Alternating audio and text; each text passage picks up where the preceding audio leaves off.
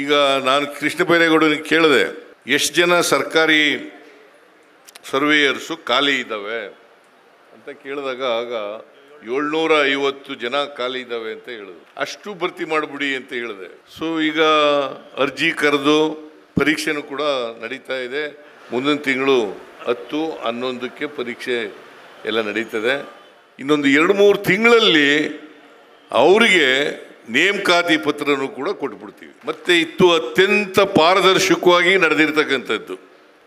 ನಾನು ಹಿಂದೆ 2013ರಿಂದ 18ರವರೆಗೆ ಇರುವಾಗ 5 ವರ್ಷದಲ್ಲಿ 1 ಲಕ್ಷ ಉಪಾಧ್ಯಾಯರುಗಳನ್ನು ನೇಮಕ ಮಾಡಿದ್ರು.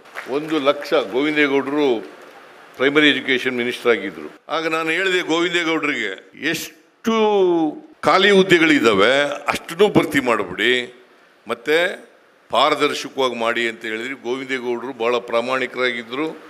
1 ಲಕ್ಷ ಉಪಾಧ್ಯಾಯರುಗಳನ್ನು ನೇಮಕ ಮಾಡಿದ್ರು ಮತ್ತು ₹1 ಮಧ್ಯವರ್ತಿಗಳ ಹಾವಳಿ ಇಲ್ಲದೇ ಮಾಡಿದ್ರು. ಈಗಲೂ ಕೂಡ ಮಧ್ಯವರ್ತಿಗಳು ಹಾವಳಿ ಇರಬಾರದು. ಮಧ್ಯವರ್ತಿಗಳಿಂದಲೇ ಲಂಚ ಜಾಸ್ತಿ ಆಗೋದು. ಅದು ಮಧ್ಯವರ್ತಿಗಳ ಹಾವಳಿ ಇಲ್ಲದೇ ಈಗ ನೇರವಾಗಿ ಪರೀಕ್ಷೆ ಮಾಡಿ, ನಾನು ಈ 750 ಜನ ಯಾರ್ಯಾರು ಆಯ್ತಾ ಇದ್ದೀರಿ ಅವರೆಲ್ರಿಗೂ ಹೇಳ್ತೀನಿ, ಯಾರಿಗೂ ₹1 ಕೊಡಬಾರ್ದು, ಮಧ್ಯವರ್ತಿಗಳು ಕೂಡ ಇರಬಾರ್ದು. 1227 ಜನ ಲೈಸೆನ್ಸ್ಡ್ ಸರ್ವೇಯರ್ಸ್, ಅವ್ರಿಗೇನು ಕನ್ನಡದಲ್ಲಿ ಪರವಾನಗಿ ಭೂಮಾಪಕರು, ಅವರನ್ನು ಮಾಡ್ಕೊಂಡಿದ್ದೀವಿ. ಅವ್ರು ಈಗ ಒಂದು ಮನವಿ ಕೊಟ್ಟರು, ಏನಪ್ಪ ಅಂತಂದರೆ ನಮ್ಮನ್ನೆಲ್ಲ ಪರ್ಮನೆಂಟ್ ಮಾಡಿಬಿಡಿ ಸರ್. ಇಲ್ಲ, ಈಗ ಗೊತ್ತಾಯ್ತು, ಇಷ್ಟೊಂದು ಸಿಳ್ಳೆಗಳು, ನಿಮ್ಮ ಈ ಉದ್ಗಾರಗಳು ನೋಡಿದ್ರೆ ಪರ್ಮನೆಂಟ್ ಮಾಡಬೇಕು ಅಂತಕ್ಕಂಥದ್ದು.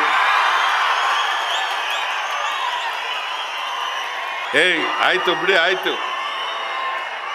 ನಮ್ಮ ಸರ್ಕಾರ ಈ ಯಾರ್ಯಾರು ಲೈಸೆನ್ಸ್ಡ್ ಸರ್ವೇಯರ್ಸ್ಗಳಿದ್ದಾರೆ ಅವರನ್ನು ಪರ್ಮನೆಂಟ್ ಮಾಡಲಿಕ್ಕೆ ಗಂಭೀರವಾಗಿ ಚಿಂತನೆ ಮಾಡ್ತೇವೆ.